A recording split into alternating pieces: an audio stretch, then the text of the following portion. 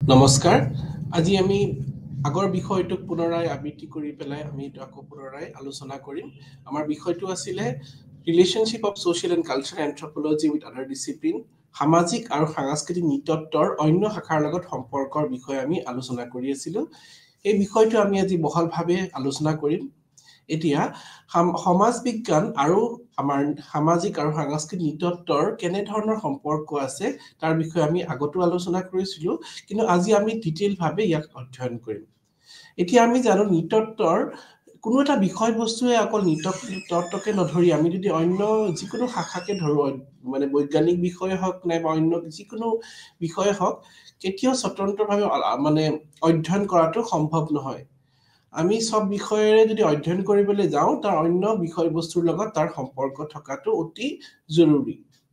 হেতু হয় এডুকেশনে হওক নাইবা ফিলসফিয়ে হওক নাইবা এন্থ্ৰোপলজি হওক যিকোনো বিষয়ে হওক আমি কেতিয়াও স্বতন্ত্ৰভাৱে তাক অধ্যয়ন কৰিব নোৱাৰো তাৰ অন্য শাখাৰ লগত তাৰ সম্পৰ্ক থকাটো অনিবাৰ্য ঠিক তেনেদৰে আমি সামাজিক আৰু সাংস্কৃতিক নৃতত্বৰ অন্য শাখাৰ লগত সম্পৰ্ক থকাটো আমি বহু ক্ষেত্ৰত ধৰিব পাৰো আমি জানো যে নৃতত্বৰ যোনটো প্ৰধান দুটা শাখা আছিল হেতু হৈছে আবয়িক নৃতত্ব আৰু সাংস্কৃতিক নৃতত্ব সাংস্কৃতিক নৃতত্বৰ ভিতৰত অন্য সৰু সৰু বহুত কেটা উপশাখা সোমাই থাকে যেনে সামাজিক নৃতত্ব ইকোনমিক এণ্ড অৰ্থনৈতিক নৃতত্ব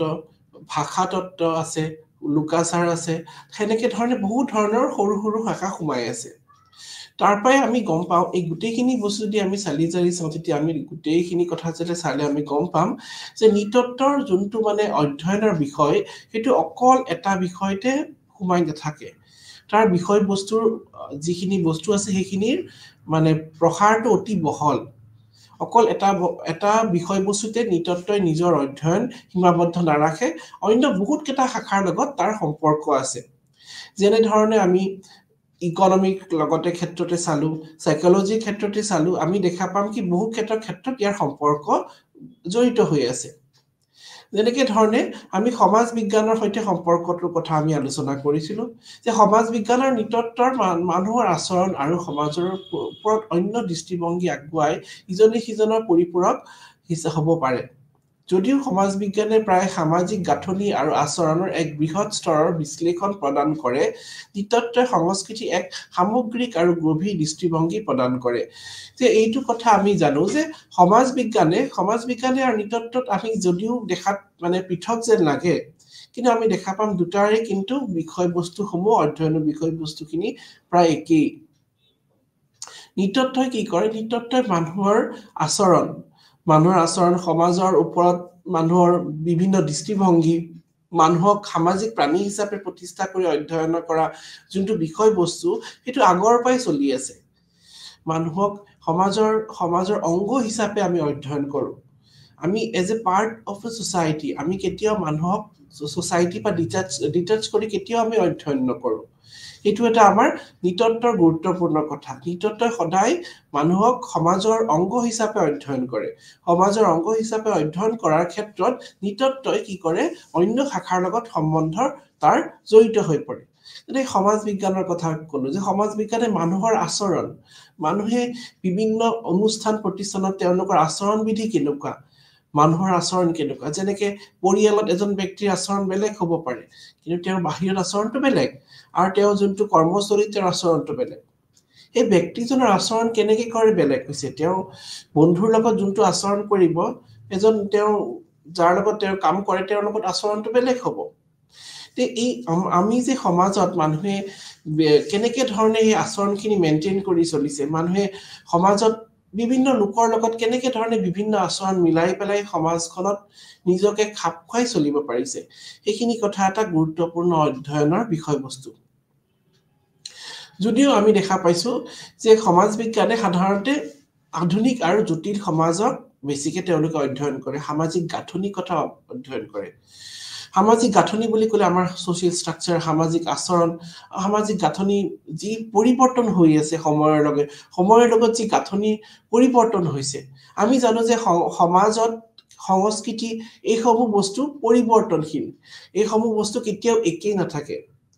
যিখন সমাজ এতিয়া বৰ্তমান আমি পাই আছো সেইখন সমাজ হয়তো আৰু কেইবা বছৰ পিছত তাৰ পৰিৱৰ্তন আহিব তাৰ কালচাৰেল কিছুমান এলিমেন্টছত পৰিৱৰ্তন আহিব ভাষাৰ মানে কথাত কিছুমান পৰিৱৰ্তন আহিব সেই যে পৰিৱৰ্তন যে নহব সেইটো কেতিয়া আমি ক'ব নোৱাৰো গতিকে সমাজ বিজ্ঞানে কি কৰে সামাজিক গাঁথনিৰ তাৰ লগত সমাজৰ অন্য লোকৰ লগত কেনে ধৰণৰ সম্পৰ্ক তাৰ বিষয়ে তেওঁলোকে বিশ্লেষণ কৰি অধ্যয়ন কৰে যেনেকৈ আমাৰ সমাজত যিমানে সমাজ মানে পৰিৱৰ্তন হৈছে সমাজ পৰিৱৰ্তনৰ হোৱাৰ লগে লগে কিন্তু সমাজত আৰু এটা দিশ আহি গৈছে যে সমাজখন জটিল হৈ পৰিছে সমাজ যিমানেই জটিল হৈ পৰিছে মানুহৰ সম্পৰ্কসমূহ জটিল হৈ পৰিছে আৰু সম্পৰ্ক জটিল হোৱাৰ পৰাৰ লগে লগে আমি দেখা পাম যে সমাজত বিভিন্ন ধৰণৰ সমস্যাৰ সৃষ্টি হৈছে গতিকে এই বিভিন্ন মানে সামাজিক সমস্যাসমূহ অধ্যয়ন কৰাৰ ক্ষেত্ৰত সমাজ বিজ্ঞানে সদায় আগবাঢ়ি আহে আৰু তাৰ কাৰণে তেওঁলোকে সমাজৰ সেই সমস্যাসমূহৰ মানে গুৰিটো জানিব লাগিব সমাজৰ সমস্যাটোৰ লগত তেওঁলোকে কেনেকুৱা ধৰণৰ তাতে কাৰকসমূহ জানিব লাগিব আৰু সেই ক্ষেত্ৰত তেওঁলোকে নৃতত্বৰ সহায় ল'ব লগা হয় নৃতত্বই কি কৰে সাংস্কৃতিৰ এক সামগ্ৰিক আৰু গভীৰ দৃষ্টিভংগী প্ৰদান কৰে তেওঁলোকে কালচাৰ এজ এ টোটেলিটি হিচাপে তেওঁলোকে অধ্যয়ন কৰে সংস্কৃতিক তেওঁলোকে টোটেল সাইডটো অধ্যয়ন কৰে যেনেকৈ উদাহৰণস্বৰূপে আমি যদি কওঁ সমাজ বিজ্ঞানে এজনে যেতিয়া তেওঁ অধ্যয়ন কৰিব গ'লে এখন সমাজৰ তেতিয়া তেওঁ প্ৰথমতে সমাজখনৰ গাঁথনিৰ পৰা আৰম্ভ কৰি অধ্যয়ন কৰিলে কিন্তু সমাজ মানে সংস্কৃতি মানে সমাজৰ সংস্কৃতি অবিহনে আমি কেতিয়াও সমাজৰ মানে কল্পনা কৰিব নোৱাৰো সংস্কৃতি সমাজৰ এটা অংগ গুৰুত্বপূৰ্ণ অংগ গতিকে আমি দেখা পাম যেতিয়াই সমাজৰ অধ্যয়ন কৰিবলৈ যায় তেতিয়া আমি সংস্কৃতিৰ কথা অধ্যয়ন কৰিবই লাগিব আৰু সংস্কৃতি অধ্যয়ন কৰা মানে আমি নৃতত্বৰ সহায় ল'ব লাগিব কাৰণ কি নৃতত্ব এনেকুৱা এটা বিষয়বস্তু য'ত সমাজৰ সংস্কৃতিক বিশ্লেষণ কৰি অধ্যয়ন কৰা হয় সমাজৰ সংস্কৃতিসমূহ গভীৰ দৃষ্টিভংগীৰ মানে গভীৰতাৰ ভাৱে অধ্যয়ন কৰে সংস্কৃতি কেনেকৈ পৰিৱৰ্তন হ'ল আৰু পৰিৱৰ্তন হৈ পেলাই নতুন সমাজত কেনেকৈ খাপ খাইছে সেইখিনি হয়তো সমাজ বিজ্ঞানে অধ্যয়ন কৰিব কেনেকৈ সংস্কৃতি পৰিৱৰ্তন হৈ কেনেকৈ খাপ খালে নতুন সমাজৰ লগত সংস্কৃতি কি কাৰণে পৰিৱৰ্তন হৈছে কাৰকসমূহ কি সেইবিলাক অধ্যয়ন কৰিব কিন্তু সামগ্ৰিকভাৱে যোনটো অধ্যয়নৰ যোনটো দায়িত্ব সেইটো হৈছে নৃতত্বই সংস্কৃতিক গভীৰভাৱে গভীৰ দৃষ্টিভংগীৰ পৰা অধ্যয়ন কৰে গতিকে আমি দেখা পাম যে নৃতত্বৰ যোনটো দিশ সেই দিশটো অকল এটা দিশতে তেওঁলোকে অন্তৰ্ভুক্ত নাথাকে তেওঁলোকৰ দিশসমূহ বহু দৃষ্টিভংগীত বিভক্ত তেওঁলোকৰ যেনেকৈ সমাজৰ আমি সমাজ বিজ্ঞানৰ যোনটো কথাটোত আহি গ'লো সমাজ বিজ্ঞানৰ ক্ষেত্ৰত তেওঁলোকৰ যোনটো দৃষ্টিভংগী সেইটো ছ'চাইটিৰ অকল আধুনিক সমাজৰ লগতে সীমাবদ্ধ নাথাকে নৃতত্বই নিজৰ দৃষ্টিভংগী প্ৰাগৈতিহাসিক যুগৰ সমাজৰ পৰা এই বৰ্তমান সমাজৰ সময়লৈকে সমাজৰ তেওঁলোকে গোটেইখিনি সমাজৰ সংস্কৃতি তেওঁলোকৰ বিষয় মানে অধ্যয়নত তেওঁলোকে সোমাই লয় আৰু লগতে তেওঁলোকে কি কৰে তেওঁলোকে ইয়াতে এটা কম্পেৰেটিভ ফ্ৰেমৱৰ্কৰ ওপৰত তেওঁলোকে সদায় অধ্যয়ন কৰে যে হিউমেন বিহেভিয়াৰ মানুহৰ সামাজিক আচৰণ কেনেকৈ পৰিৱৰ্তন হৈছে আৰু সেই পৰিৱৰ্তনৰ ওপৰত তেওঁলোকে এটা কম্পেৰেটিভ ফ্ৰেমৱৰ্কৰ ওপৰত তেওঁলোকে সদায় আগবাঢ়ি যায় যেনেকৈ উদাহৰণস্বৰূপে এতিয়াৰ মানুহৰ আচৰণ জানো 50 বছৰ আগৰ মানুহৰ আচৰণৰ লগত একেই আছে যিখিনি ছ'চিয়েল বিহেভিয়াৰ পৰিৱৰ্তন হৈছে পৰিৱৰ্তন কেনেকৈ হৈছে সেই পৰিৱৰ্তনৰ কাৰণসমূহ অধ্যয়ন কৰিব যাওঁতে সমাজ বিজ্ঞানে সদায় নৃতত্বৰ সহায় ল'ব লাগিব তাৰ পৰিৱৰ্তনৰ আঁৰত কিছুমান ফেক্টৰ জড়িত হৈ আছে গতিকে আমি দেখা পাম এই দুটা ডিচিপ্লিনে আমাৰ মানুহৰ আচৰণৰ তেওঁলোকে তাৰ ওপৰত কম্পেৰেটিভ ষ্টাডি কৰে আৰু লগতে তেওঁলোকে মানুহৰ সামাজিক গোটসমূহৰ আৰু লগতে সামাজিক অনুষ্ঠান প্ৰতিষ্ঠান সেইসমূহ কেনেকৈ গঠিত হ'ল আৰু সেই অনুষ্ঠান প্ৰতিষ্ঠানসমূহ সময়ৰ লগত কেনেকৈ পৰিৱৰ্তন হৈছে তাৰ ওপৰত তেওঁলোকে দৃষ্টিভংগী প্ৰদান কৰে আৰু সেই ক্ষেত্ৰত সমাজ বিজ্ঞানে হওক নাইবা নৃতত্বই হওক দুটাই ইটোৱে সিটোৰ সহায় ল'বলৈ লগা হয় বিশেষকৈ সমাজ বিজ্ঞানে আধুনিক আৰু জটিল সমাজক গুৰুত্বপূৰ্ণ দিয়ে সেইটো কথা আমি মনত ৰাখিব লাগিব আৰু নৃতত্বই সৰল সমাজৰ পৰা আৰম্ভ কৰি একেবাৰে আদিম যুগৰ সমাজৰ পৰা সৰল সমাজৰ পৰা একেবাৰে বৰ্তমান সমাজৰ সময়লৈকে গুৰুত্ব দিয়ে কিন্তু তেওঁলোকৰ অধ্যয়নটো সমাজে সমাজৰ ওপৰত বেছিকে তেওঁলোকে গুৰুত্ব আৰোপ কৰে গতিকে আমি যেতিয়া সেই সমাজৰ ইতিহাসৰ কথা জানিব খোজো তেতিয়াহ'লে আমি নৃতত্বৰ সহায় ল'বই লাগিব এজন সমাজ বিজ্ঞানী যেতিয়া তেওঁ অধ্যয়ন কৰিবলৈ যাব তেওঁ যেতিয়া গৱেষণা কৰিব যাব এখন সমাজৰ বিষয়ে তেতিয়া তেওঁ এই সমাজখনৰ ইতিহাসৰ কথা তেওঁ জানিবই লাগিব এই সমাজখনৰ ইতিহাসৰ অধ্যয়নৰ অবিহনে তেওঁ নিজৰ অধ্যয়নৰ প্ৰণালী কেনেকৈ আগবঢ়াব পাৰিব গতিকে এইটো এটা গুৰুত্বপূৰ্ণ বিষয়বস্তু তাৰ পিছত আমাৰ আহিলে মনোবিজ্ঞানৰ লগত সম্পৰ্ক এতিয়া সাইকোলজিৰ লগত কেনেকেনো সম্পৰ্ক আছে আমি জানো মনোবিজ্ঞান হৈছে মানুহৰ মনৰ অধ্যয়ন মনৰ বিজ্ঞান বুলি ক'ব পাৰি study of human behavior মানুহৰ মনৰ behavior মানুহৰ আচৰণৰ ওপৰত কৰা অধ্যয়ন নাইবা বিজ্ঞান বুলি ক'ব পাৰি আৰু নৃতত্ব আৰু মনোবিজ্ঞান দুইটাই ওতঃপ্ৰোতভাৱে সম্পৰ্কিত আছে দুটাৰ মাজতে কিন্তু সম্পৰ্ক আছে মনোবিজ্ঞানে পৰিৱেশৰ সম্পৰ্কত মানুহৰ আচৰণ অধ্যয়ন কৰে নৃতত্ব হৈছে মানুহৰ আচৰণ আৰু অভিজ্ঞতাৰ তুলনামূলক আৰু বিশ্লেষণমূলক অধ্যয়ন যে এইটো কথা আমি জানিব লাগিব যে মনোবিজ্ঞানে পৰিৱেশৰ সম্পৰ্কে মানুহৰ আচৰণ অধ্যয়ন কৰে এজন ব্যক্তিয়ে বিভিন্ন পৰিৱেশত তেওঁ কেনেকে ধৰণে আচৰণ কৰিছে এজন ব্যক্তিৰ হয়তো তেওঁৰ যোনটো আচৰণ বিধি হয়তো বিভিন্ন পৰিৱেশত বেলেগ হ'ব যে উদাহৰণস্বৰূপে যে এজন ব্যক্তিয়ে তেওঁৰ ঘৰত যোনটো আচৰণ কৰিছে সেইটো আচৰণ তেওঁ বাহিৰত বেলেগ হ'ব আৰু সেই আচৰণটো কি কাৰণে বেলেগ হৈছে আৰু নাইবা এজন ব্যক্তিৰ যোনটো আচৰণ সেইটো হয়তো ব্যক্তিভেদে বেলেগ হ'ব ইন্ডিভিজুৱেল ডিফাৰেন্স থাকিব তাতে আচৰণত বিহেভিয়াৰত গতিকে মনোবিজ্ঞানে সেই মানুহৰ আচৰণ পৰিৱেশ অনুযায়ী কেনেকে বেলেগ হয় পৰিৱেশ অনুযায়ী মানুহৰ আচৰণ কেনেকে পৰিৱৰ্তন হয় নাইবা কেনেকে বেলেগ থাকে কেনেকে তাতে বিভেদ থাকে তাৰ বিষয়ে তেওঁলোকে বিতংভাৱে আলোচনা কৰে আৰু নৃতত্বই মানুহৰ আচৰণ আৰু অভিজ্ঞতাৰ তুলনামূলক অধ্যয়ন মানুহৰ আচৰণ আৰু অভিজ্ঞতা তেওঁৰ এক্সপিৰিয়েন্স কেনেকুৱা এজন ব্যক্তিৰ ধৰি লওক এটা ভাল অভিজ্ঞতা আছে তেওঁৰ আচৰণটো বেলেগ হ'ব আৰু এজন ব্যক্তিৰ অভিজ্ঞতা খুবেই বেয়া এটা জায়গাত গৈ পেলাই তেতিয়া তেওঁৰ অভিজ্ঞতাৰ বেয়া থাকিলে তেওঁৰ আচৰণো বেলেগ ধৰণৰ হ'ব যেনেকৈ উদাহৰণস্বৰূপে এজন ব্যক্তি যেতিয়া গৱেষণা কৰিবলৈ গৈছে গৱেষণা কৰিবলৈ যাওঁতে তেতিয়া তেওঁ যেতিয়া নতুনকে এখন জাগালৈ গ'ল নতুন এখন গাঁৱলৈ গ'ল তেওঁ অধ্যয়ন কৰিবলৈ গৈছে তেতিয়া যাওঁতে তেতিয়া তেওঁ কি হ'ল তেওঁ দেখিলে যে তেওঁৰ গাঁৱৰ মানুহখিনি তেওঁৰ লগত খুবেই ভালকে বিহেভ কৰিছে তেতিয়া কি হ'ব তেওঁৰ এটা পজিটিভ সাইন আহি যাব যে তেওঁৰ এটা ভাল অভিজ্ঞতা হ'ব আৰু ভাল অভিজ্ঞতা হোৱাৰ লগে লগে তেওঁ মানে এটা ভাল বিহেভিয়াৰ এটা পাব নাইবা সেই মানুহখিনিৰ বিষয়ে আগৰ পৰা কোৱা আছে মানুহখিনি খুবেই সহজ সৰল খুবেই ভাল তেতিয়া তেওঁৰ সেই মানুহখিনিৰ আচৰণৰ পৰা তেওঁ এটা ভাল অভিজ্ঞতা তেওঁ এটা আহৰণ কৰিব পাৰিব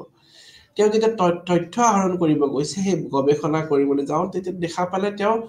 তথ্যখিনি অতি সহজে তেওঁ আহৰণ কৰিব পাৰিছে লোকসকলে তেতিয়া সেই তথ্যখিনি একেবাৰে কষ্ট নোহোৱাকৈ যেতিয়া তেওঁ মানে ল'ব পাৰিব তেতিয়া তেওঁ গম পাব তেওঁৰ কোনো কষ্ট নোহোৱাকৈ লোৱাৰ কাৰণে তেওঁ এটা ভাল অভিজ্ঞতা তেওঁ পাব আৰু সেইটো কি কাৰণে হৈছে আচৰণ মানুহৰ আচৰণ ভাল মানুহখিনিৰ আচৰণ খুবেই ভাল গতিকে এটা তুলনামূলক অধ্যয়ন কৰি আমি চাব পাৰোঁ ঠিক তেনেদৰে আমি নৃতত্বত কি কৰোঁ সদায় মানুহৰ বিষয় কৰা অধ্যয়ন বুলি আমি সদায় জানো আৰু আমি মানুহক অধ্যয়ন কৰিব যাওঁতে আমি সদায় জানিব লাগিব মানুহৰ আচৰণটো এটা গুৰুত্বপূৰ্ণ দিশ মানুহে কেনেকুৱা জাগাত কেনেকে ধৰণে আচৰণ কৰিছে এজন ব্যক্তিৰ আচৰণ বিধি সব সময়তে একে নহয় তেওঁৰ আচৰণ ধৰি লওক ঘৰত যেনেকুৱা হ'ব বাহিৰত বেলেগ হ'ব আৰু এজন ব্যক্তিকে ধৰক নাইবা এখন গাঁওসমূহকে ধৰক যেনেকুৱা আচৰণ বিধিৰ পৰা আমি গোটেইখিনি কথা ক'ব পাৰোঁ যেনেকৈ উদাহৰণস্বৰূপে আপুনি গ'ল এখন গাঁৱত যোৱাৰ লগে লগে মানুহখিনি খুবেই ৱেলকামিং হয় তেওঁলোকৰ ব্যৱহাৰ পাতি খুবেই ভাল তেতিয়া আমি এটা অনুমান কৰিব পাৰোঁ দেয়াৰ ৱেল কালচাৰ তেওঁলোকে নিজৰ সংস্কৃতিখিনি বজাই ৰাখিছে কাৰণ কি মানুহৰ আচৰণৰ পৰা এজন ব্যক্তি নাইবা এখন সমূহৰ সাংস্কৃতিক সাইডটো আমি দেখা পাওঁ তেওঁলোকৰ কালচাৰেল এলিমেণ্টছখিনিও ৰিফ্লেক্ট কৰে গতিকে behaviour reflect the cultural elements আৰু আমাৰ যিহেতু সংস্কৃতিত আমি নৃতত্বত সংস্কৃতিৰ এটা গুৰুত্বপূৰ্ণ দিশ গতিকে আমি ইয়াতে কি কৰো যেতিয়া আমি মানুহৰ কথা অধ্যয়ন কৰিব যাওঁ তেতিয়া আমি মানুহৰ আচৰণৰ কথা অধ্যয়ন কৰিব যাওঁতে আমি তাৰ ব্যৱহাৰৰ লগত তাৰ সাংস্কৃতিক কিছুমান সমলৰ কথা কিছুমান কথা আহি পৰি যায় তেনেকে তেওঁ খুবই ভালকে ব্যৱহাৰ কৰিছে তেওঁৰ কথা পতাৰ ধৰণ ধৰি লওক আমি এখন গাঁৱত অধ্যয়ন কৰিব গলো তেতিয়া আমি দেখা পালো সেই মানুহখিনি খুবই ৱেল বিহেভ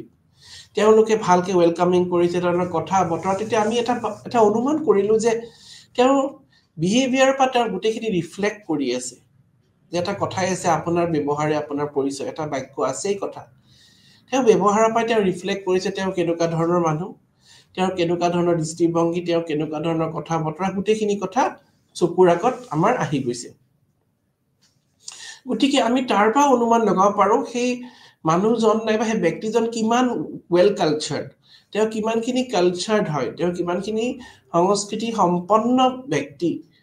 কাৰণ কি যিসকল সংস্কৃতি সম্পন্ন ব্যক্তি তেওঁলোকৰ সেইখিনি কথা বিহেভিয়াৰত ৰিফ্লেক্ট কৰে যে আমি কওঁ মানুহজন খুব সংস্কাৰ মানে কি ৰিফাইনমেন্ট অফ বিহেভিয়াৰ এটা কথাই আছে যে সংস্কৃতি শব্দটো সংস্কৃত শব্দ সংস্কাৰৰ পাইছে মানে ৰিফাইনমেন্ট অফ বিহেভিয়াৰ মানুহৰ বিহেভিয়াৰ ৰিফাইন কৰা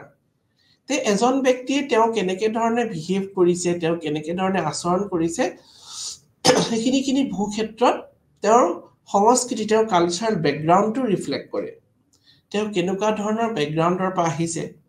তেওঁৰ কালচাৰটো কেনেকুৱা সেইখিনি ৰিফ্লেক্ট কৰে লগতে এটো আমি আৰু জানো যে দুইজনে সামাজিক আচৰণ পৰিপ্ৰেক্ষিতত মানুহৰ বুজিবলৈ চেষ্টা কৰে আৰু এইটো কথা আমি জানিব লাগিব যে সাইকোলজি আৰু লগত এন্থ্ৰোপলজি দুটাই কিন্তু মানুহৰ সোশ্যাল বিহেভিয়াৰটো বেছিকে মানে অধ্যয়ন কৰিবলৈ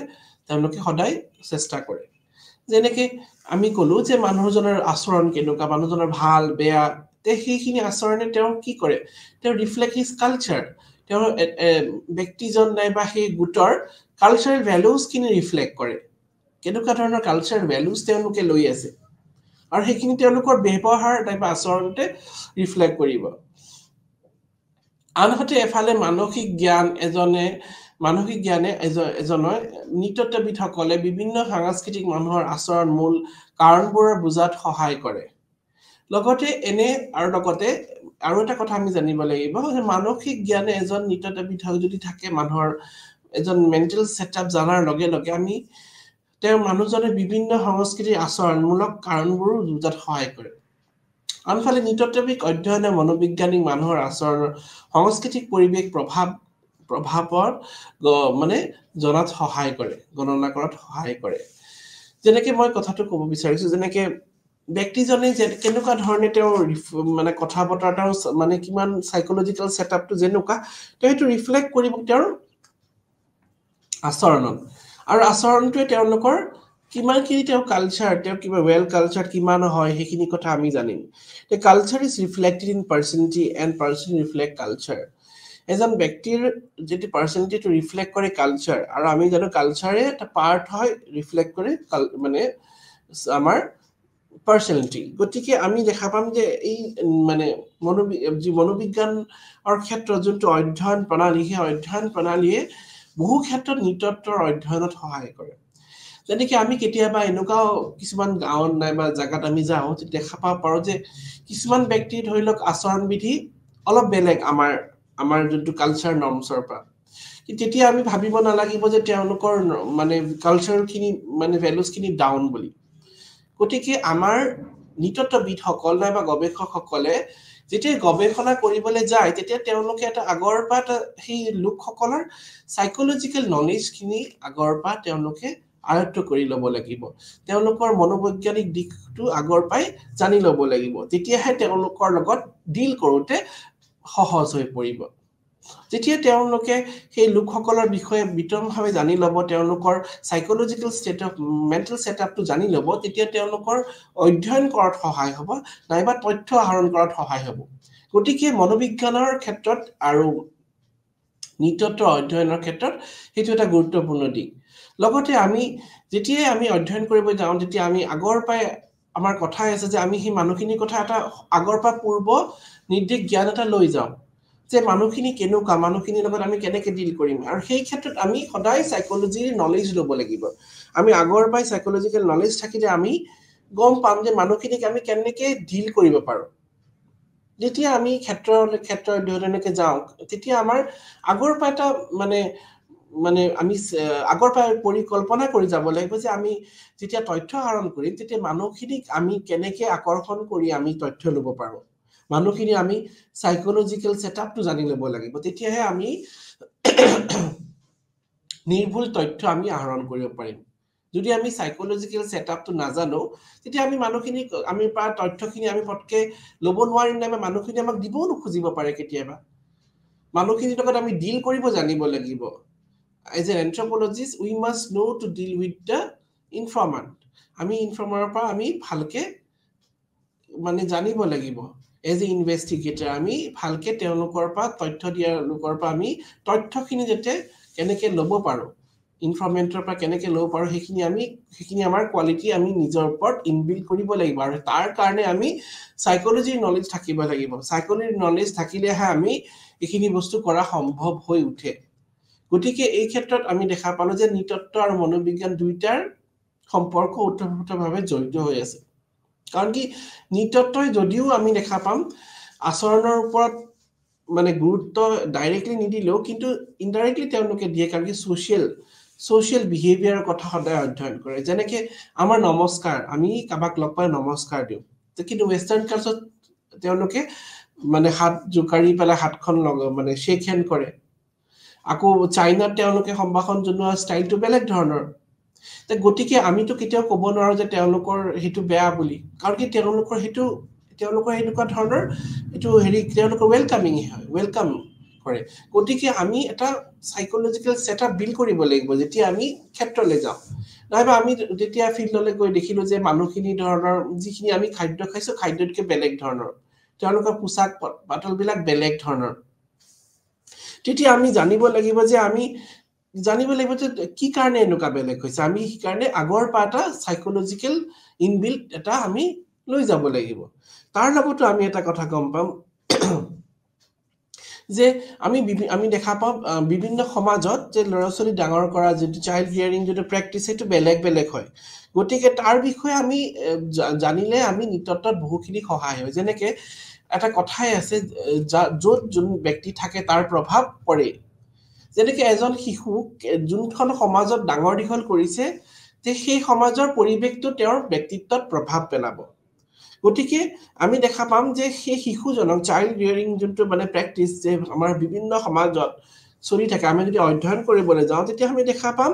যে সেই চাইল্ড ৰিয়াৰিং প্ৰেক্টিচৰ পৰা এজন ব্যক্তিৰ যোনটো পাৰ্চনেলিটি সেইটো বিকাশ হয়।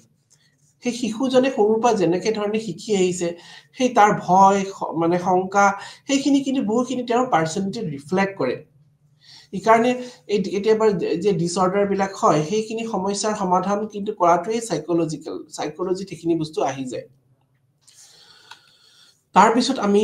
অন্য এটা বিষয়বস্তুলৈ যাওঁ, সেইটো হৈছে ইতিহাসৰ লগত সম্পৰ্ক। এতিয়া আমি ইতিহাসৰ লগতনো কেনেকৈ সম্পৰ্ক আছে সেইটো জানিব লাগিব। যে আমি জানো যে ইতিহাস হৈছে ক্ৰমতো অতীতৰ ঘটনাবোৰৰ অধ্যয়ন। নৃতত্ববিদসকলে অধ্যয়নৰ চিৰত সংস্কৃতি আৰু সম্প্ৰদায়ৰ বৰ্তমান পৰিস্থিতিৰ ওপৰত গুৰুত্ব দিয়ে। নৃতত্ববিদসকলে ইতিহাসবিদৰ দ্বাৰা সংগ্ৰহ কৰা তথ্যসমূহৰ পৰা কৰি এক নিৰ্দিষ্ট সাংস্কৃতিক অতীতৰ ঘটনাবোৰ বুজি পায়। ইতিহাসে নৃতত্ববিদসকলৰ বৰ্তমান পৰিস্থিতিৰ সৈতে অতীতৰ ঘটনাবোৰ সম্পৰ্কিত কৰাত সহায় কৰে। ইয়াত ইতিহাসে অতীতৰ ঘটনাবোৰ অধ্যয়ন কৰিবলৈ নৃতত্বৰ এক সঁজুলি হিচাপে ব্যৱহাৰ কৰে। আমি জানো ইতিহাস বুলি ক'লে আমি য'ত ৰিটেন ৰেকৰ্ড নাছিলে, য'ত ৰিটেন ৰেকৰ্ড আছিলে। আৰু আমি নৃতত্বত কি কৰোঁ, এনেকুৱা ধৰণৰ নৃতত্ব এটা শাখা সোমাই য'ত আমি প্ৰাক ইতিহাস বুলি কওঁ, য'ত ইতিহাসে ঢুকি নাপায়, তাৰমানে য'ত লিখিত বিৱৰণ নাই। আৰু লিখিত বিৱৰণ যেতিয়াৰ পৰা আৰম্ভ হৈছে সেইখিনি হয় ইতিহাসৰ সময়। এতিয়া ইতিহাস আৰু নৃতত্বৰ কেনেধৰণৰ সম্পৰ্ক আছে। ইতিহাসবিদসকলে যেতিয়া তেওঁলোকে অধ্যয়ন কৰিবলৈ আগবাঢ়ি যায় তেতিয়া তেওঁলোকে সদায় সমাজই হওক নাইবা যিকোনো বিষয়বস্তুৰে হওক তেওঁলোকে একে গুৰিৰ পৰা অধ্যয়ন কৰিব লাগিব। আৰু সেই গুৰিৰ পৰা অধ্যয়ন কৰিবলৈ যাওঁতে তেওঁলোকে নৃতত্বৰ সহায় ল'ব লাগিব। নৃতত্বৰ সহায় তেওঁলোকে ল'ব লাগিব কাৰণ কি তেওঁলোকৰ এটা লিমিটেশ্যন আছে কি তেওঁলোকে লিখিত বিৱৰণ ৰিটেন ৰেকৰ্ডছৰ পৰাহে তেওঁলোকে নিজৰ বিশ্লেষণখিনি দাঙি দিব পাৰিব কিন্তু নৃতত্বই কি কৰে তেওঁলোকৰ যোনটো মানে যোনটো তেওঁলোকৰ এৰিয়া অফ ষ্টাডি সেইটো অতি বহল তেওঁলোকে আনৰিটেন পিৰিয়ড অফ হিউমেন হিষ্ট্ৰী বুলি ক'ব পাৰি মানৱ জাতিৰ অলিখিত যোনটো মানে সময় এই সময়ৰ পৰা ধৰি পেলাই বৰ্তমান সময়লৈকে যিমান পৰিঘটনা আছে সেই প্ৰত্যেকটো পৰিঘটনা তেওঁলোকে অধ্যয়ন কৰে গতিকে ইয়াৰ পৰিৱেশটো মানে পৰিসৰটো অতি বহল ইতিহাসৰ অকল লিখিত বিৱৰণতে সোমাই থাকিব সেনেকে নহয় নৃতত্ববিদসকলে ইতিহাস বিষয়ৰ দ্বাৰা সংগ্ৰহ কৰা তথ্য ব্যৱহাৰ কৰি নিৰ্দিষ্ট সংস্কৃতি অতীতৰ ঘটনাবোৰ বুজি পায় নৃতত্ববিদসকলে যে ইতিহাসৰ দ্বাৰা তথ্য যিখিনি তেওঁলোকে তথ্য সংগ্ৰহ কৰিলে সেই সংগ্ৰহসমূহ অধ্যয়ন কৰি তেওঁলোকে ঘটনাবোৰ বুজি পাবলৈ তেওঁলোকে এনালাইটিকেল ষ্টাডি আৰম্ভ কৰে লগতে ইতিহাসে নৃতত্ববিদসকলৰ বৰ্তমান পৰিস্থিতি সৈতে অতীতৰ ঘটনাবোৰ সম্পৰ্কত কৰাত সহায় কৰে তাৰমানে এইটো কথা ক'ব বিচাৰিছো যে কম্পেৰিটিভ ষ্টাডি যোনটো study of past and the present যেনে কম্পেৰিটিভ ষ্টাডি যোনটো আছে সেই ষ্টাডিটো কিন্তু অধ্যয়নটো ইতিহাসে নৃতত্বৰ পৰাহে ল'ব লাগিব যেনেকৈ উদাহৰণস্বৰূপে এটা সংস্কৃতিৰ কেনেকৈ প্ৰসাৰ হ'ল কেনেকৈ সংস্কৃতিৰ উৎপত্তি হ'ল সেই উৎপত্তিটো জানিবলৈ সংস্কৃতি সমলসমূহ হয়তো ইতিহাসবিদসকলে তেওঁলোকে কিছু তথ্য দি দিব কিন্তু সেই সংস্কৃতিটো কেনেকৈ প্ৰসাৰ হ'ল কেনেকৈ লুপ্ত হৈ গ'ল অতীতত হেৰি কৰি সেইখিনি বস্তু জানিবলৈ হ'লে তেওঁলোকে অকল ৰিটেন ৰেকৰ্ডছৰ ওপৰত তেওঁলোকে সীমাবদ্ধ থাকিব নোৱাৰে ইতিহাসবিদসকলে জানিবই হ'লে তেতিয়া তেওঁলোকে কিছু আনৰিটেন ৰেকৰ্ডৰ ওপৰতো যাব লাগিব গতিকে বিভিন্ন মাটিৰ তলত পোৱা বিভিন্ন সমলসমূহৰ পৰা এই সমলসমূহৰ পৰা অধ্যয়ন কৰি বহু কথা জানিব পাৰি তাতে কোনো ধৰণৰ লিখিত বিৱৰণ নাই কিন্তু এই সমলসমূহ অধ্যয়ন কৰি কিন্তু বহু কথা জানিব পাৰি আৰু এই সমলসমূহে কিন্তু হয়তো তাত বহু কথা আমাক সোঁৱৰাই দিব পাৰে ইতিহাসৰ কথা আৰু সেই ইতিহাসৰ কথা জানাৰ ক্ষেত্ৰত কিন্তু কিছুমান ডেটিং মেথডছ আমাৰ নৃতত্ববিদসকলে ইউজ কৰে যেনেকৈ ৰেডিঅ' কাৰ্বন ডেটিং মেথডে হওক ট্ৰি ৰিং এনালাইচিছে হওক তেজস্বী এঙাৰ পদ্ধতি আকৌ সেনেকৈ ধৰণৰ বহুখিনি মানে ডেটিং মেথড আছে আৰু সেই ডেটিং মেথডৰ জৰিয়তে নৃতত্ববিদসকলে ইতিহাসৰ কথা প্ৰাগ ইতিহাসৰ কথা জনাত সহায় কৰে আৰু সেইখিনি তথ্যৰ পৰা ইতিহাসবিদসকলেও তেওঁলোকে নিজৰ বিশ্লেষণ দাঙি দিব পাৰে কাৰণ কি সেইখিনি সময়ত কোনো ধৰণৰ লিখিত বিৱৰণ নাছিলে প্ৰাগ ইতিহাস যুগৰ কালৰ পৰা কেনেকেনো ইতিহাসটো কেনেকৈ আহিল সেইখিনি সময়ৰ যুগৰ পৰা কেনেকৈ ধৰণে বৰ্তমান সময়লৈকে আহিল তাৰ কাৰণে তেওঁলোকে যোনখিনি সমল মাটিৰ তলত যিখিনি সমল আছে সেই সমলসমূহ নৃতত্ববিদসকলে তেওঁলোকে বিশ্লেষণ কৰিছে বিভিন্ন তথ্যৰ জৰিয়তে বিভিন্ন মানে ডেটিং মেথডৰ জৰিয়তে তেওঁলোকে তথ্যসমূহ বিশ্লেষণ কৰি চায় আৰু সেই বিশ্লেষণ কৰি চোৱাৰ জৰিয়তে তেওঁলোকে নিজে আগৰ সেই ঘটনাসমূহ মানে বিৱৰণ কৰি মিলাই পেলাই তেওঁলোকে অতীতৰ লগত বৰ্তমান সময়ৰ তুলনামূলক অধ্যয়ন আৰম্ভ কৰে ইতিহাস এই নৃতত্ববিদসকলৰ বৰ্তমান পৰিস্থিতিৰ সৈতে অতীতৰ ঘটনাৰ সম্পৰ্কত কৰাত সহায় কৰে ইয়াত ইতিহাসে অতীতৰ ঘটনাবোৰ অধ্যয়ন কৰাত নৃতত্বৰ এক সঁজুলি হিচাপে কাম কৰে এইকাৰণে ইয়াক এটা টুল বুলি আমি ক'ব পাৰোঁ টুল অফ ষ্টাডি কাৰণ দুটা ইটোৱে সিটোক সহায় কৰে কেনেকৈ অতীতৰ ঘটনাবোৰ অধ্যয়ন কৰাত বিভিন্ন প্ৰণালী বিভিন্ন সঁজুলি হিচাপে ব্যৱহাৰ কৰে যেনেকৈ সেই পদ্ধতিসমূহৰ কথা ক'লো মই তেজস্বী এঙাৰ পদ্ধতি নাইবা পেলেণ্টলজিকেল মেথড হওক নাইবা ভূতাত্ত্বিক স্তৰীয় প্ৰণালী বুলি কওঁ সেই প্ৰণালীসমূহৰ জৰিয়তে বিভিন্ন প্ৰণালী আছে এনেকুৱা সেই প্ৰণালীসমূহৰ জৰিয়তে পৃথিৱীৰ মানে ভূগৰ্ভত থকা যি সমলসমূহ উদ্ধাৰ হোৱাৰ পিছত সেই সমলসমূহ কিমান যুগৰ হয় কিমান সময়ৰ হয় সেই সময় কথা কিন্তু নিখুঁতভাৱে নৃতত্ববিদসকলে উলিয়াই দিব পাৰে আৰু গতিকে এই ক্ষেত্ৰত আমি চালো যে এই ক্ষেত্ৰত ইয়াৰ এটা গুৰুত্বপূৰ্ণ অধ্যয়নৰ এটা দিশ জড়িত হৈ আছে তাৰ লগত আমাৰ আহিলে অন্য অৰ্থনীতিৰ লগত সম্পৰ্ক এতিয়া অৰ্থনীতিৰ লগতনো কেনেকৈ সম্পৰ্ক আছে সেইটো আমি জানিব লাগিব যে আমি জানো যে সামাজিক সাংস্কৃতিক নৃতত্বৰ এটা উপশাখা আছিলে এইটো হৈছে অৰ্থনৈতিক নৃতত্ব এতিয়া আমি জানো অৰ্থনীতি মানে ক'লে মানুহৰ জীৱিকা মানুহে বিভিন্ন পৰিস্থিতিত কেনেকৈ নিজৰ জীৱিকা অৱলম্বন কৰি নিজে জীয়াই আছে এতিয়া অৰ্থনৈতিৰ লগতনো কেনেকৈ সম্পৰ্ক আছে সেইটো আমি জানিব লাগিব যে পৃথিৱীত বিভিন্ন সময়ত লোকসকলে বসবাস কৰিবলৈ বিভিন্ন ধৰণৰ তেওঁলোকে টেকনিক ইউজ কৰিব লগা হয় বিভিন্ন টেকনিকৰ জৰিয়তে তেওঁলোকে নিজৰ জীৱিকা অৱলম্বন কৰি আছে তেওঁলোকে নিজৰ জীৱিকা অৱলম্বন কৰাৰ ক্ষেত্ৰত বিভিন্ন টেকনিকৰ ইউজ কৰিছে আৰু টেকনিকৰ জৰিয়তে তেওঁলোকে নিজৰ জীৱিকা অৱলম্বন কৰি জীয়াই আছে গতিকে এই অৰ্থনৈতিক লগত যে সম্পৰ্ক সেই অৰ্থনৈতিক নৃতত্বত মানে এটা গুৰুত্বপূৰ্ণ কথা আছে যে অৰ্থনীতিৰ লগত পৰিৱেশৰ এটা সম্পৰ্ক আছে আৰু সেইটো কথা আমি ইয়াতে দাঙি দিব পাৰো যে যেনেকৈ বিভিন্ন পৰিৱেশত মানুহে নিজক জীয়াই থাকিবলৈ বিভিন্ন তেওঁলোকে টেকনিক ইউজ কৰিছে যেনেকৈ নদীৰ কাষত বসবাস কৰা লোকসকলে তেওঁলোকে তাতে মাছ মৰা জীৱিকাই লৈছে কাৰণ তাতে পানী তেওঁলোকে মাছ এভেইলেবল আছে আৰু মাছৰ জীৱিকা হিচাপে তেওঁলোকে ল'ব পাৰিছে যেনেকৈ যোন জায়গাত যিটো বস্তু এভেইলেবল আছে সেইমতে মানুহে সেইটোকে নিজৰ জীৱিকা হিচাপে অৱলম্বন কৰিছে যে সেইটোকে ক'ব বিচাৰিছো যে নৃতত্বই মানুহৰ জীৱিকাটো পৰিৱেশ অনুযায়ী কেনেকৈ বেলেগ বেলেগ হয় পৰিৱেশ অনুযায়ী মানুহে নিজকে কেনেকৈ খাপ জীয়াই থাকিবলৈ তেওঁলোকে বিভিন্ন মানে পদ্ধতি অৱলম্বন কৰিছে যেনেকৈ আমি জানো যে এসময়ত মানুহে খেতি বাতি কৰিব নাজানিছিলে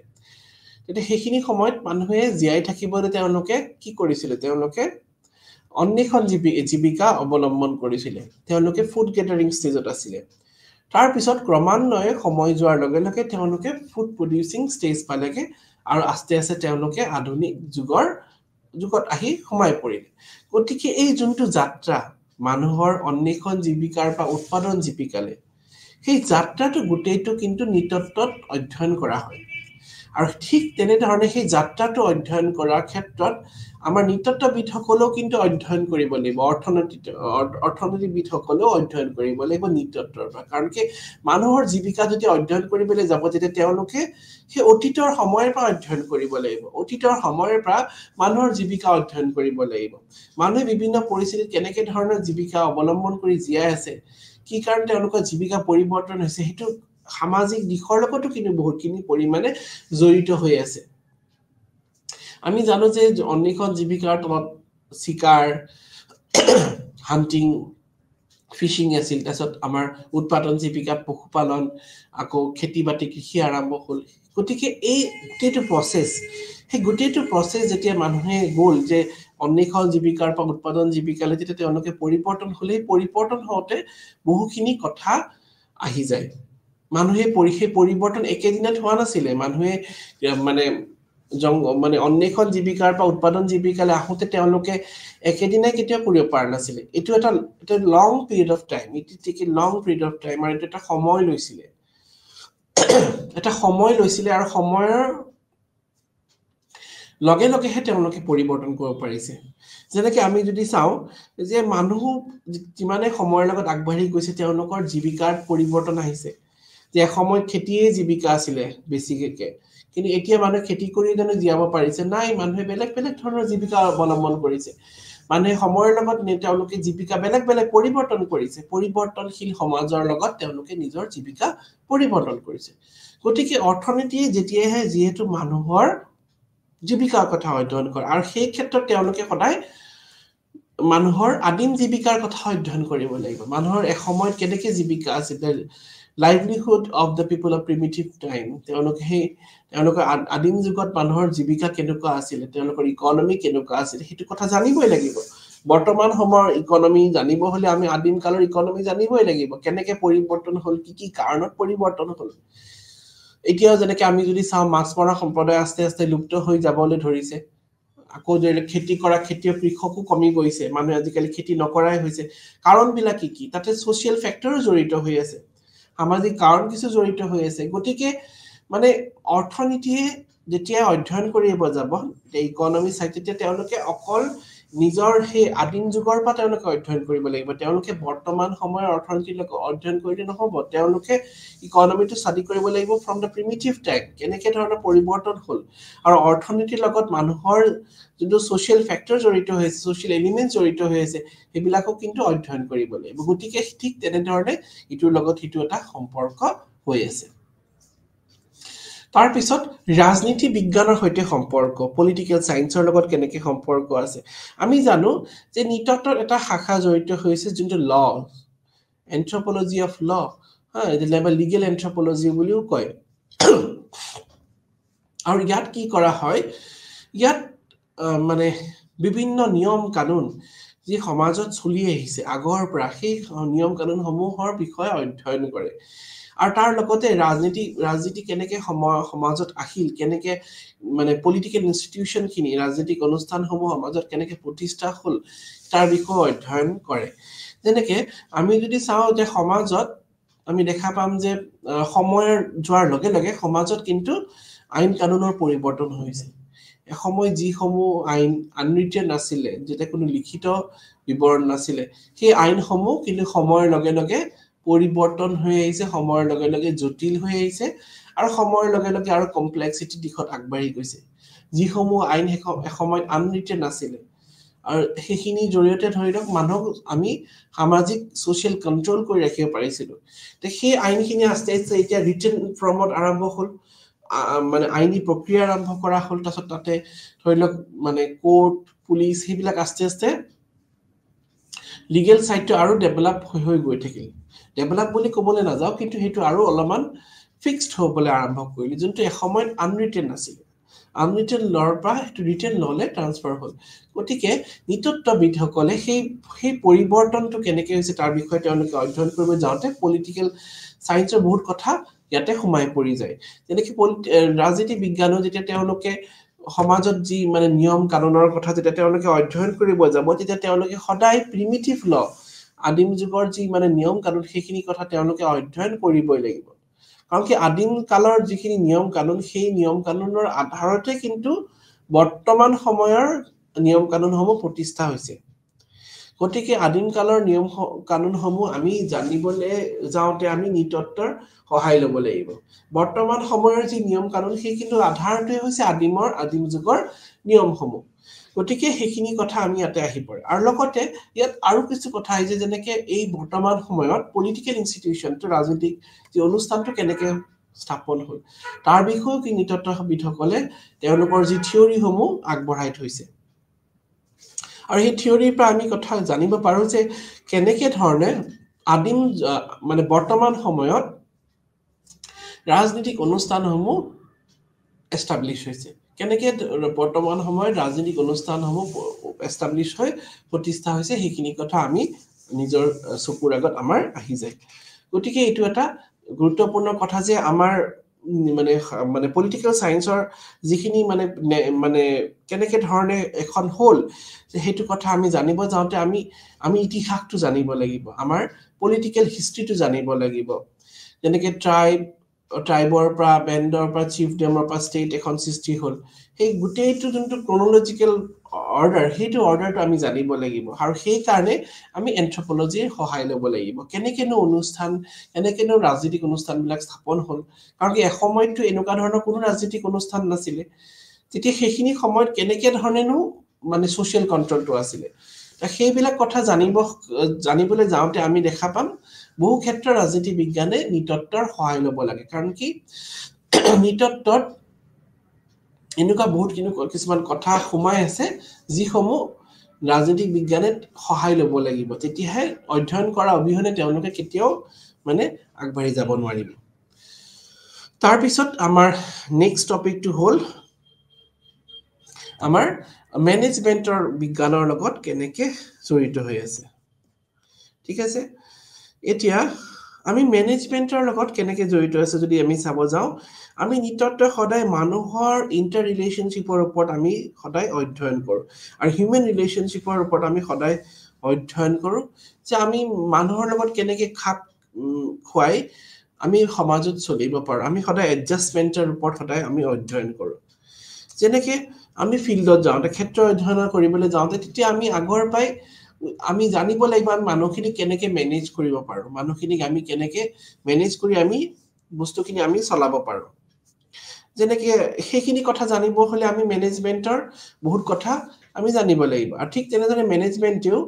যেহেতু এন্থ্ৰোপলজি মানুহৰ বিষয়ে অধ্যয়ন কৰে আৰু মানুহকে ডিল কৰা হৈছে মেনেজমেন্ট মানুহক বিভিন্ন সময়ত কেনেকে ধৰণে মেনেজ কৰি তেওঁলোকে নিজৰ কামখিনি আদায় কৰিব পাৰিব গতিকে তাৰ কাৰণে তেওঁলোকে নিতত্বৰ সহায় ল'ব লাগিব কাৰণ কি বিভিন্ন সময়ত এন্থ্ৰোপলজিকেল নলেজে মানে বহু ক্ষেত্ৰত এই আমি এডজাষ্টমেন্ট কৰাত সহায় কৰে যোনটো এডজাষ্টমেন্ট আজিকালি বৰ্তমান সময় নোহোৱা হৈ গৈছে এই কাৰণে আমি বহু সময় যোনটো হিউম্যান ৰিলেশনশিপ যোনটো আমাৰ মানুহৰ মাজত যোনটো সম্পৰ্কটো ইমান খেলিমেলি কিয় হৈছে কাৰণ কি মানুহৰ মাজত এডজাষ্টমেন্ট নোহোৱা হৈছে মানুহে বিভিন্ন হয়তো গোটেই হক নাই বা যিকোনো ধৰি লওক অনুষ্ঠান প্ৰতিষ্ঠানে হক সেই প্ৰত্যেকটো ক্ষেত্ৰতে আমি কিন্তু প্ৰপাৰলি মেনেজ কৰি চলিব লাগিব আমি প্ৰপাৰলি মেনেজ কৰি চলিব লাগিব তেতিয়াহে আমাৰ সেই ইনষ্টিটিউচনটো ভালকে আগবাঢ়িব গতিকে আমি সেই মেনেজমেন্টটো আমি কেনেকে চলাম যদি আমাৰ তে কন্ট্ৰোল থাকে কন্ট্ৰোলিং পাৱাৰ থাকে আৰু লগতে আমি ইজনে সিজনক বুজি পাওঁ ভালকে আমি ইজনে সিজনৰ আন্ডাৰষ্টেণ্ডিং থাকো আৰু লগতে স্যাটিসফ্যাক্টৰি যেতিয়া এডজাষ্টমেন্ট থাকিব তেতিয়া আমি গম পাম যে ইজনে সিজনৰ কষ্টটো কাৰণে গতিকে আমি যেতিয়া মানে ক্ষেত্ৰ অধ্যয়নত যাওঁ তেতিয়া আমি সদায় কি কৰো আমি সদায় মানুহখিনিক কেনেকে আমি মেনেজ কৰিব পাৰো মেনেজ কৰি আমি তথ্য আহৰণ কৰিব পাৰো মানুহখিনি কেনেকে আমি নিজে আকৰ্ষণ কৰি পেলাই আমি ইনফৰমেশন খিনি ল'ব পাৰো এইখিনি কথা আৰু সেই কাৰণে আমি মেনেজমেন্টৰ ক্ষেত্ৰত মেনেজমেন্টৰ বিজ্ঞানৰ পৰা আমি সহায় ল'ব লাগে আমি কেনেকে কম সময়ৰ ভিতৰত আমি কেনেকে তথ্য আহৰণ কৰো নিতত্ববিদসকলে সেইখিনি কথা এটা গুৰুত্বপূৰ্ণ কথা যে আমি মানুহখিনি পৰা কম সময়ত কেনেকে আমি ইনফৰমেশন খিনি ল'ব পাৰো সেইখিনি কিন্তু নিতত্ববিদসকলেহে ক'ব পাৰে আৰু তাৰ কাৰণে মেনেজমেন্ট বিজ্ঞানে নিতত্বৰ সহায় ল'ব লাগে যে হিউম্যান ৰিলেশনটো জানিব লাগিব মানুহৰ লগত কেনেকে ধৰণে ৰিলেশন মেইনটেইন কৰি তেওঁলোকে তথ্য আহৰণ কৰিব লাগিব যেনেকে মই উদাহৰণ স্বৰূপে ক'লো যে বস্তু বিক্ৰী কৰিব আহা মানুহখিনিকে কথা ক'লো তেওঁলোকে বস্তু বিক্ৰী কৰা নাই বা দোকানত সেল বিক্ৰী কৰা সেল কৰা মানুহখিনিয়ে তেওঁলোকে মানুহক কেনেকে মেনেজ কৰিবলৈ জানে তেওঁলোকে মানুহৰ কথাবিলাক জানে মানুহখিনিৰ লগত কেনেকে ৰিলেশন কৰিবলৈ জানিব লাগিব তেতিয়াহে তেওঁলোকে হ'ব উইদাউট এ হিউম্যান ৰিলেশনশিপ ভালকে মানুহৰ লগত যদি এডজাষ্ট কৰিব নাজানে মানুহৰ লগত যদি ভালকে তেওঁলোকে মানে ৰিলেশনশিপ মেইনটেইন কৰিব নাজানে তেতিয়া কি হ'ব তেওঁলোকৰ মানে কষ্টখিনি অথলে যাব গতিকে হিউম্যান ৰিলেশনশিপটো তেওঁলোকে ভালকে ৰাখিব লাগিব আৰু তাৰ কাৰণে তেওঁলোকে নিতত্বৰ বিজ্ঞানত তেওঁলোকে অধ্যয়ন কৰিব লাগিব তেওঁলোকে সেই নলেজটো থাকিব লাগিব কেনেকে তেওঁলোকে এডজাষ্ট কৰিব পাৰে তাৰ পিছত আমাৰ আহি গল জীৱ বিজ্ঞানৰ লগত সম্পৰ্ক যে জীৱ বিজ্ঞানৰ লগত নিতত্বৰ কেনেকে সম্পৰ্ক আছে আমি জানো যে জীৱ বিজ্ঞানত শাৰীৰিক বিজ্ঞান ফিজিঅলজি মৰফলজি মানৱ জীৱ বিজ্ঞান হেনে ধৰণৰ বহু কথা জড়িত হৈ আছে আমি জানো যে নিতত্বৰ এটা শাখা আছে যোনটো হৈছে আবয়িক নিতত্ব আৰু আবয়িক নিতত্বৰ ভিতৰত আমি দেখা পাম তাতে বহুত এটা উপশাখা জড়িত হৈছে যে মানৱ জীৱ বিজ্ঞান মানৱ ভেৰিয়েশন হিউম্যান ভেৰিয়েশন জড়িত আছে হিউম্যান জেনেটিক্স আছে মানৱ জেনেটিক জড়িত হৈছে মানৱ বিৱৰ্তন আছে বিৱৰ্তন হেনেকে বহুত কেইটা চাৰিটা উপভাগ জড়িত হৈ আছে আৰু সেই প্ৰত্যেকটো চাৰিটা উপভাগতে কিন্তু তেওঁলোকে মানুহৰ উৎপত্তি কেনেকে হল মানুহৰ উৎপত্তিৰ লগত তেওঁলোকৰ সংস্কৃতি কেনেকে জড়িত হৈ আছে সেইবিলাক কথা ৰিফ্লেক্ট কৰে যেনেকে আমি জানো যে মানুহৰ উৎপত্তি হোৱাৰ লগে লগে মানুহৰ উৎপত্তিৰ লগে লগে অন্য জীৱৰ উৎপত্তি আৰম্ভ হৈছিল আৰু সেই জীৱৰ লগত যেতিয়া তুলনামূলকভাৱে অধ্যয়ন কৰিবলৈ যাওঁতে বহু ক্ষেত্ৰত জীৱ বিজ্ঞানীসকলে নিতত্বৰ সহায় ল'ব লাগে কাৰণ কি আমি দেখা পাওঁ যে বায়োলজিৰ কিছুমান যেতিয়া অধ্যয়ন কৰি যেতিয়া হিউম্যান বডি পাৰ্টছৰ অধ্যয়ন কৰিব যাব তেতিয়া আমি কিছু বায়োলজিক্যাল সায়েন্সৰ আমি সহায় ল'ব লাগে আৰু ঠিক তেনেদৰে যেতিয়া মানুহৰ ক্ৰমবিকাশৰ অধ্যয়ন কৰিবলৈ যাব যে হিউম্যান মানে আমি যেতিয়া হিউম্যান মানে ডেভেলপমেন্টৰ কথা যেতিয়া অধ্যয়ন কৰিব যাওঁ তেতিয়া আমি সদায় আমি যেতিয়া মানুহৰ ক্ৰমবিকাশ কেনেকে হ'ল কেনেকে পৰিৱৰ্তন হ'ল আৱেগিক দিশসমূহ কেনেকে হৈ গ'ল কেনেকে পৰিৱৰ্তন হৈ পেলাই মানুহে এটা বন মানুহৰ মানে ইপছৰ পৰা কেনেকে তেওঁলোকে আধুনিক মানৱলৈ কেনেকে তেওঁলোকে ৰূপান্তৰিত হ'ল সেই গোটেইখিনি কথা যেতিয়া আমি অধ্যয়ন কৰিবলৈ যাওঁ তেতিয়া কিন্তু নৃতত্বৰ আমি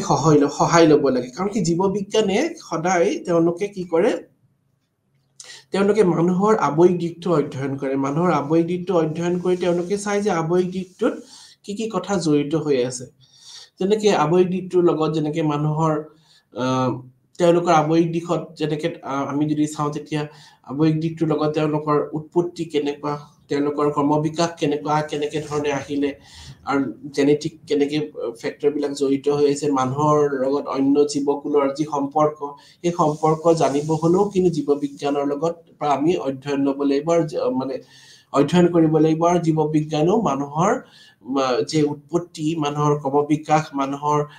জেনেটিকেল যি ফেক্টৰ সেইবিলাকৰ কথাও জানিব হলে কিন্তু তেওঁলোকে নৃতত্বৰ সহায় ল'ব লাগিব কাৰণ কি আমি এটা কথাই জড়িত হৈছে মানুহ কেনেকে উৎপত্তি হ'ল মানুহ কেনেকে সৃষ্টি হ'ল পৃথিৱীত কেনেকে আহিল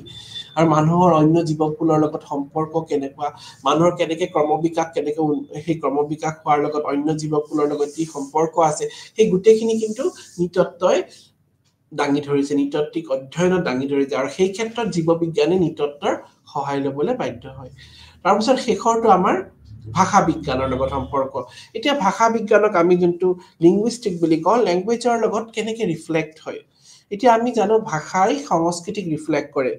আমি জানো যে language influences structure and content of মানে culture influences structure and content of language আমি জানো যে মানে সংস্কৃতিয়ে ৰিফ্লেক্ট কৰে এটা ভাষাক ৰিফ্লেক্ট কৰে আৰু সেই কন্টেন্ট ষ্ট্ৰাকচাৰটো আৰু তাৰ পৰা কিন্তু আমি বহু কথা জানিব পাৰো এটা ভাষাৰ পাই আমি সেই জাগাৰ সংস্কৃতিৰ কথা ৰিফ্লেক্ট কৰে সেই ভাষাটোৱে সেই মানুহখিনিৰ যিখিনি কালচাৰেল ভ্যালুজ যিখিনি নৰ্মছ সেইখিনি কথা ৰিফ্লেক্ট কৰে আৰু গতিকে আমি যেতিয়া ভাষাৰ অধ্যয়ন কৰিবলৈ যাওঁ তেতিয়া আমি প্ৰথমটো কথা জানিব লাগিব ভাষাৰ উৎপত্তি কেনেকে হ'ল ভাষাৰ উৎপত্তি কেনেকে এসময়তো ডাইলেক্ট আছিলে তাৰপিছত কেনেকে গৈ ভাষাৰ সৃষ্টি হ'ল এতিয়াও কিছুমান এনেকুৱা মানে ল্যাঙ্গুৱেজ আছে ওয়াৰ্ড যিবিলাক সময় হয়তো লুপ্ত হৈ গৈছে হয়তো ব্যৱহাৰ হোৱা নাই নাইবা হয়তো সময়ৰ লগত লুপ্ত হৈ গৈছে গতিকে সেইসমূহ পুনৰ উদ্ধাৰ কৰি পেলাই কৰাটো হৈছে এন্থ্ৰোপলজিষ্ট সকলৰ এটা গুৰুত্ব দায়িত্ব সেই ল্যাঙ্গুৱেজসমূহ পুনৰুদ্ধাৰ কৰি পেলাই কেনেকে স্থাপন কৰিব পৰা যায় পুনৰুদ্ধাৰ কৰি পেলাই সেই ল্যাঙ্গুৱেজসমূহ কেনেকে মানে সংৰক্ষণ কৰিব পৰা যায় সেইটো এটা গুৰুত্বপূৰ্ণ কথা তাৰ পিছত আমি যদি চাওঁ তেতিয়া আৰু কিছু কথাত আহি যায় সম্পৰ্ক যেনেকে আৰু আহি গ'ল ৰিলেশনশ্বিপ উইথ ডেমোগ্ৰাফি জনগাঁথনিৰ লগতো সম্পৰ্ক আছে যে জনগাঁথনিৰ লগতনো কেনেকে সম্পৰ্ক আছে জনগাঁথনি হৈছে আমাৰ পপুলেশ্যন ষ্টাডি পপুলেশ্যনৰ বিভিন্ন সংখ্যামূলক অধ্যয়ন বুলি ক'ব পাৰো আৰু আমি জানো নৃতত্বত আমি জনগাঁথনিৰ কথা অধ্যয়ন কৰোৱেই যেতিয়া আমি সাৰ্ভে কৰিব যাওঁ যেতিয়া আমি হেৰি কৰিবলৈ যাওঁ তেতিয়া আমাৰ কি হয় আমি বিভিন্ন জনগাঁথনিৰ কথা আমি অধ্যয়ন কৰিব জানো যেনেকে আমি সাৰ্ভে কৰিব গলে আমি সেই গুটেই মানে এটা এৰিয়াৰ পপুলেশ্যন ষ্ট্ৰাকচাৰটো আমি অধ্যয়ন কৰিব লগা হয় আমি গুটেই জনগাঁথনিটো গুটেই অধ্যয়ন কৰো যেতিয়া আমি ক্ষেত্ৰ অধ্যয়ন কৰিবলৈ যাওঁ গতিকে এই ক্ষেত্ৰত জনগাঁথনিৰ অধ্যয়ন মানে যি তথ্যৰ জৰিয়তে আমাৰ নৃতাত্ত্বিক অধ্যয়নত যথেষ্ট পৰিমাণে সহায় হয় গতিকে আমি দেখা পাওঁ ফিল্ড ওয়াৰ্কে হওক নাইবা অন্য ক্ষেত্ৰতে হওক ইয়াত মানে যদিও আমি কোৱালিটেটিভ আৰু কোৱান্টিটেটিভ ডাটা যদিও আমি ইয়াত এপ্লাই কৰো কিন্তু আমি ইয়াত দেখা পাম ডেমোগ্ৰাফি ক্ষেত্ৰত আমি মানৱৰ যি মানে ষ্টেটিষ্টিকেল ষ্টাডি বুলি ক'ব পাৰো অফ ভেৰাইড হিউমেন পপুলেশ্যন আৰু ইয়াতে আমি ক'ব পাৰো এটা মানে জেনেৰেল সায়েন্স বুলি ক'ব পাৰো যাৰ জৰিয়তে আমাৰ মানুহৰ মাজত যি ডাইনামিক লিভিং পপুলেশ্যন তাৰ বিষয়ে আমি জানিবলৈ আমাক সহায় কৰে যেনেকে উদাহৰণস্বৰূপে আমি যেতিয়া এটা এৰিয়াৰ কথা অধ্যয়ন কৰিব গলো তেতিয়া আমি প্ৰথমতে আমি ডেমোগ্ৰাফিক সাৰ্ভে কৰো ডেমোগ্ৰাফিক সাৰ্ভে কৰাৰ লগে লগে আমি জনগাঁথনিক যি আমি জৰিপ আমি অধ্যয়ন কৰো তেতিয়া আমি নাম সেই ব্যক্তিজনৰ কৰপা জন্মস্থান তেওঁ যিখিনি পাৰ্সোনেল ইনফৰমেশন আছে ব্যক্তিগত যিখিনি ইনফৰমেশন আছে আমি সেইখিনি কালেক্ট কৰিলো আৰু সেই তাৰ পৰাই কিন্তু আমি বহুখিনি কথা বিশ্লেষণ কৰি জানিব পাৰো আৰু গতিকে সেই বিশ্লেষণৰ জৰিয়তে আমাৰ নৃতাত্ত্বিক যি পদ্ধতিৰ যি অধ্যয়ন সেই অধ্যয়নটো অতি গুৰুত্বপূৰ্ণ হৈ পৰে গতিকে তাৰ ক্ষেত্ৰত আমি মানে ডেমোগ্ৰাফিক জনগাঁথনিৰ জৰীপৰ পৰা আমি বহু কথা জানিব পাৰো যে পপুলেশ্যনৰ কথা, মাইগ্ৰেশ্যনৰ কথা, শিক্ষাৰ ক্ষেত্ৰৰ কথা, বৈবাহিক স্থিতিৰ কথা, আমি বহুখিনি কথা জানিব পাৰো। আৰু তাৰ পিছত আহিল আমাৰ ৰিলেশ্যনশ্বিপ উইথ কালচাৰেল ষ্টাডিজ, সাংস্কৃতিৰ লগত আমাৰ কেনেকে ধৰণৰ ইয়াৰ সম্পৰ্ক আছে সাংস্কৃতিক অধ্যয়নৰ লগত। এতিয়া আমি জানো যে সামাজিক সাংস্কৃতিক নৃতত্বৰ অধ্যয়নত আমি মানুহৰ বিষয় অধ্যয়ন কৰো, মানুহৰ সমাজৰ কথা অধ্যয়ন কৰো, আৰু সমাজৰ লগতে আমি বিভিন্ন সংস্কৃতিৰ কথা অধ্যয়ন কৰো। সংস্কৃতি অবিহনে আমি সমাজৰ কেতিয়াও আমি তুলনা কৰিব নোৱাৰো, এটা কথা আছে আগৰ পৰা। আৰু আমি ইয়াতে জানো যে আমাৰ সমাজত বিভিন্ন যি সংস্কৃতি সমলসমূহ আছে, এই সংস্কৃতি সমলসমূহৰ বিষয়ে যেতিয়া আমি অধ্যয়ন কৰিবলৈ যাওঁ তেতিয়া আমি ইয়াত বিভিন্ন তথ্য থিয়ৰিসমূহ এপ্লাই কৰিব লাগে। যেতিয়া কালচাৰেল ষ্টাডিজৰ মানে অধ্যয়ন কৰিবলৈ যাওঁতে আমি নৃতত্বৰ সহায় ল'বই লাগিব, কাৰণ কি কালচাৰেল ষ্টাডিজ অধ্যয়ন কৰিবলৈ যাওঁতে নৃতত্বৰ যি মানে এন্থ্ৰপলজিষ্ট সকলৰ যি অৱদান, সেই অৱদানসমূহৰ অবিহনে কালচাৰেল ষ্টাডিজ কেতিয়াও সম্পূৰ্ণ হ'ব নোৱাৰে। কাৰণ কি সেই নৃতত্ববিদ সকলৰ মানে অৱদানৰ জৰিয়তেহে কালচাৰেল ষ্টাডিজটো সম্পূৰ্ণ হৈ উঠে। বিশেষকৈ যি থিয়ৰিসমূহ আছে আৰু বিভিন্ন ধৰণৰ যিসমূহ মানে যি থিয়ৰি দাঙি ধৰিছে নৃতত্ববিদসকলে এই কালচাৰ ৰিলেটেড, সেই থিয়ৰিসমূহে কিন্তু কালচাৰেল ষ্টাডিজত বহুতখিনি অৰিহণা যোগায়। যেনেকে আমি কালচাৰৰ কথা ক'ব গ'লে টাইলাৰৰ কথাটো আমি ক'বই লাগিব। টাইলাৰে যোনটো সংস্কৃতিৰ কথা কৈছে যে culture is a learn behaviour বুলি কৈছে, যোনটো আমি মানে ভেলুজ, নৰ্মছ, ট্ৰেডিশ্যন, সেইখিনি কথা তেওঁ কৈছে। আৰু এন্থ্ৰপলজিৰ জবটোৱে হৈছে কি ছ'চাইটি আৰু সংস্কৃতিৰ কথা চাইণ্টিফিকেলি অধ্যয়ন কৰা, চাইণ্টিফিকেলি বৈজ্ঞানসন্মতভাৱে সংস্কৃতি আৰু সমাজক অধ্যয়ন কৰাটো হৈছে সামাজিক নৃতত্বৰ এটা গুৰুত্বপূৰ্ণ মানে দিশ। আৰু এই ক্ষেত্ৰত কালচাৰেল ষ্টাডিজ যেতিয়াই আহি যায় তেতিয়াতো আমি সমাজৰ বিভিন্ন সংস্কৃতিৰ কথা অধ্যয়ন কৰিমেই, আৰু সেই অধ্যয়ন কৰাৰ ক্ষেত্ৰত আমাৰ এটা গুৰুত্বপূৰ্ণ আহিলা প্ৰদান কৰিব নৃতত্বই। নৃতত্বই কি কৰিব, যেতিয়া প্ৰত্যেকে আমাক ইয়াতে যিবিলাক যি সংস্কৃতিসমূহ লুপ্ত হৈ গৈছে, সেই সংস্কৃতিসমূহ লুপ্ত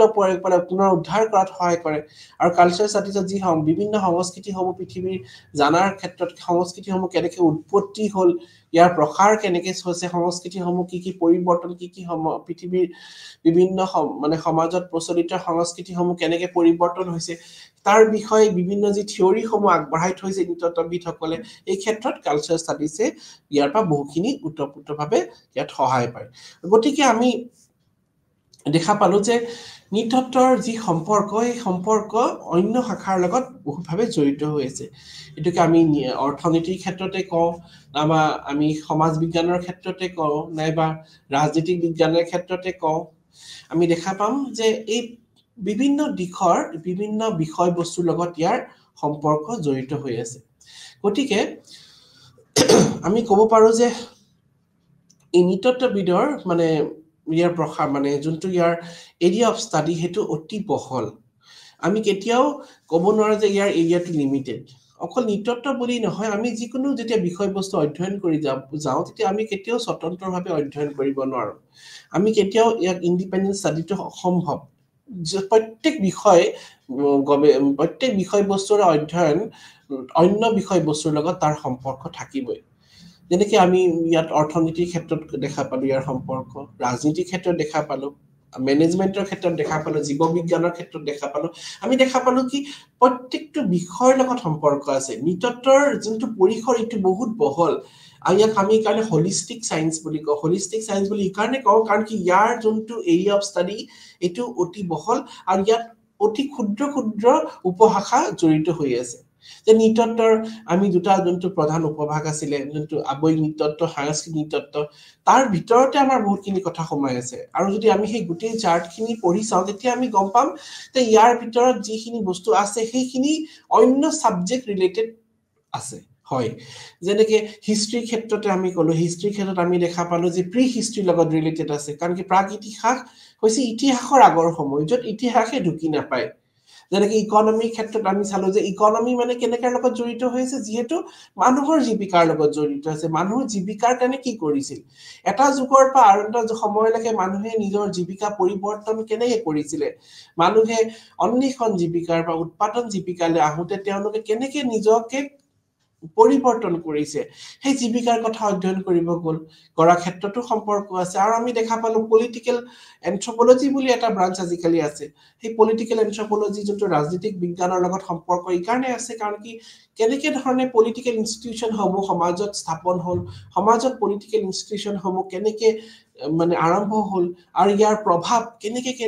হৈ গ'ল সেই বিষয়ে অধ্যয়ন কৰে সমাজত আকৌ লগতে সাইকোলজিৰ লগত সম্পৰ্ক আছে মনোবিজ্ঞানৰ লগত কেনেকৈ আমি মানুহৰ নিতত্বই সদায় মানুহৰ আচৰণৰ বিষয়ে অধ্যয়ন কৰে আৰু যে সাইকোলজিত আমি দেখা পাওঁ যে বিভিন্ন সময়ত বিভিন্ন মানুহৰ আচৰণৰ বিষয়ে পৰিৱেশ মানে ভেদে মানুহৰ আচৰণৰ বিষয়ে অধ্যয়ন কৰে গতিকে নিতত্বত আমি দেখা পাম বিভিন্ন পৰিৱেশত মানুহে কেনেকৈ ধৰণে আচৰণ নিজৰ নিয়ন্ত্ৰণ কৰি চলি আহিছে তাৰপিছত ঠিক তেনেদৰে জীৱবিজ্ঞান মানুহে জীয়াই থাকিবলৈ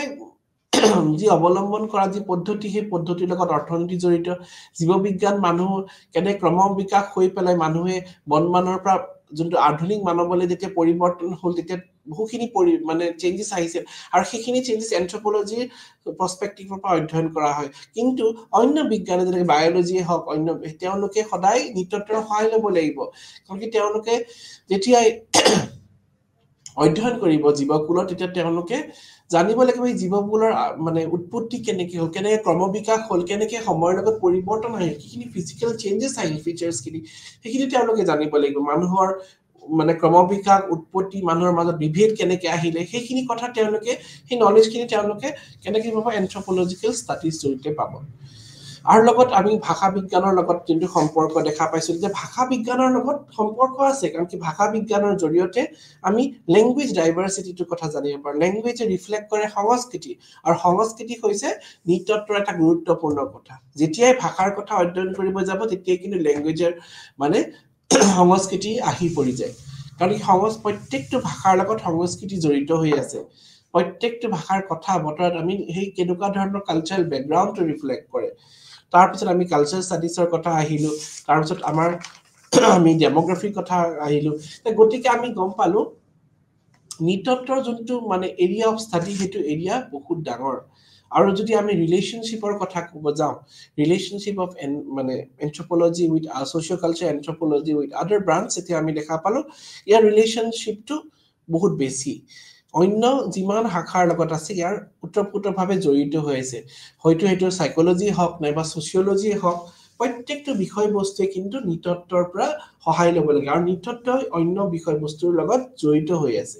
গতিকে আমি কেতিয়াও ক'ব নোৱাৰো যে এটা বিষয়ক আমি স্বতন্ত্ৰভাৱে কেতিয়াও আমি অধ্যয়ন কৰিব নোৱাৰো আমি প্ৰত্যেকটো বিষয়ৰ অধ্যয়ন কৰিব যাওঁতে অন্য মানে বিষয়বস্তুৰ লগত ইয়াৰ সম্পৰ্ক জড়িত হৈ আছে আৰু এনেও এটা কথা যে নিতত্বক আমি হোলিষ্টিক সায়েন্স বুলি কাৰণে কওঁ কাৰণ কি ইয়াক studies of men from both biological aspect from cultural aspect from physical aspect আমি নিতত্বক আমি মানুহক বহুত কেটা দিশৰ পৰা চাওঁ আবেগিক দিশৰ পৰা সাংস্কৃতিক দিশৰ পৰা আমি অধ্যয়ন কৰো গতিকে আবেগিক দিশ বুলি ক'লে আমি গোটেইখিনি বায়োলজিক্যাল সাইন্সখিনি গোটেইখিনি আহি যায় আৰু সাংস্কৃতিক দিশ বুলি ক'লে আমাৰ গোটেই সোসাইটি এলিমেন্টস গোটেইখিনি আহি যায়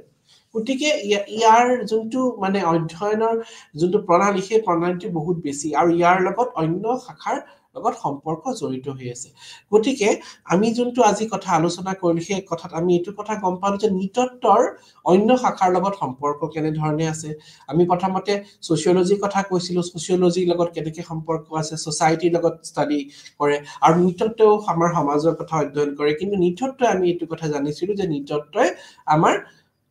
প্ৰিমিটিভ সোসাইটি পৰা মানে আদিম কালৰ আদিম সমাজৰ পৰা আমাৰ আধুনিক সমাজৰ অধ্যয়ন কৰে আৰু লগতে ইয়াত তুলনামূলক অধ্যয়নৰটো কথাটো আমি সদায় মনত ৰাখিব লাগিব যে নিতত্ব সদায় তুলনামূলক অধ্যয়নৰ ওপৰত সদায় গুৰুত্ব দি আহিছে বৰ্তমান সময়ৰ সমাজৰ আৰু